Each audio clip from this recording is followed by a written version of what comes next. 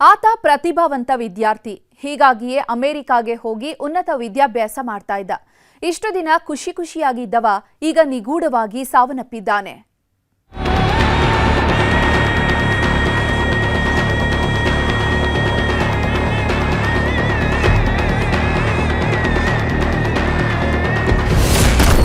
ಅಮೆರಿಕದಲ್ಲಿ ಕನ್ನಡಿಗನ ನಿಗೂಢ ಸಾವು. ಉನ್ನತ ಶಿಕ್ಷಣಕ್ಕೆ ಹೋದವ ಕೆರೆ ಬಳಿ ದುರ್ಮರಣ. ಒಂದಲ್ಲ ಎರಡಲ್ಲ 7 ದಿನಗಳಿಂದ ಸಾಕೇಶ್ ಶ್ರೀನಿವಾಸಯ್ಯನ ಸಣ್ಣ ಸುಳಿವು ಸಿಕ್ಕಿರಲಿಲ್ಲ. ಹೈಯರ್ ಎಜುಕೇಷನ್ಗೆ ಅಂತ ಅಮೆರಿಕದ ಕ್ಯಾಲಿಫೋರ್ನಿಯಾಗೆ ಹೋದವ ಎಲ್ಲೋದ ಅನ್ನೋದೇ ಗೊತ್ತಾಗಿರಲಿಲ್ಲ. ಕೆರೆ ಬಳಿ ಬಟ್ಟೆ ಹಾಗೂ ಲ್ಯಾಪ್ಟಾಪ್ ಸಿಕ್ಕಿದ್ದು ಬಿಟ್ಟರೆ ಬೇರೇನೂ ಸಹ ಸುಳಿವಿರಲಿಲ್ಲ. ಓದೋದಕ್ಕೆ ಅಂತ ಹೋದವ ಎಲ್ಲೋದ, ಏನಾದರೂ ಆಗಬಾರದು ಆಯ್ತಾ ಅನ್ನೋ ಆತಂಕ ಹೆತ್ತವರನ್ನ ಕಾಡೋದಕ್ಕೆ ಶುರುವಾಗಿತ್ತು.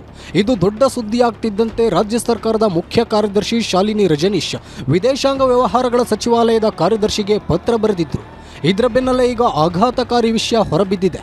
ಇಷ್ಟು ದಿನ ಕಣ್ಮರೆಯಾಗಿದ್ದವ ಹೆಣವಾಗಿ ಪತ್ತೆಯಾಗಿದ್ದಾನೆ ಅಂತ ರಾಯಭಾರಿ ಕಚೇರಿ ಮಾಹಿತಿ ನೀಡಿದೆ.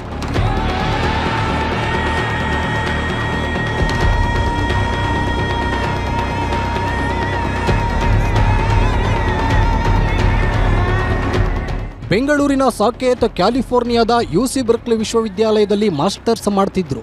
ಓದೋದ್ರಲ್ಲಿ ತುಂಬಾನೇ ಪ್ರತಿಭಾವಂತ. ಹೀಗಾಗಿ ಮಗನ ಮೇಲೆಯೇ ಹೆತ್ತವರು ಜೀವ ಇಟ್ಕೊಂಡಿದ್ರು. ಕಳೆದ ಸೋಮವಾರ ತಾಯಿಗೆ ಕರೆ ಮಾಡಿದ್ದೇ ಕೊನೆ.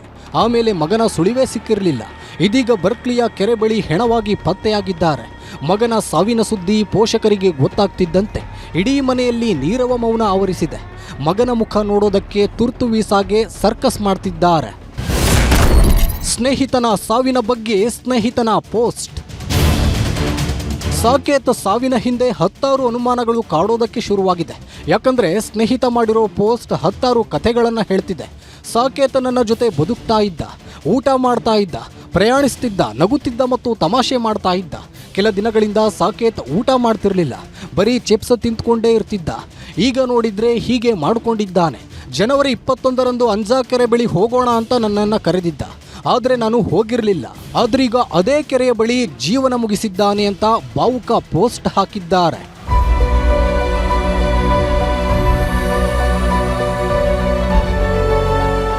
ಒಟ್ನಲ್ಲಿ ಓದೋದಕ್ಕೆ ಅಂತ ಅಮೆರಿಕಾಗೆ ಹೋಗಿದ್ದವ ದುರಂತ ಅಂತ್ಯ ಕಂಡಿದ್ದಾನೆ. ನಿಜಕ್ಕೂ ಸಾಕೇತ್ನದ್ದು ಆತ್ಮಹತ್ಯೆಯೋ ಅಥವಾ ಕೊಲೆಯೋ ಅನ್ನೋದು ತನಿಖೆ ನಂತರವೇ ಗೊತ್ತಾಗಬೇಕಿದೆ. ಪ್ರಗತಿ ಶೆಟ್ಟಿ, ನ್ಯೂಸ್ 18 ಬೆಂಗಳೂರು.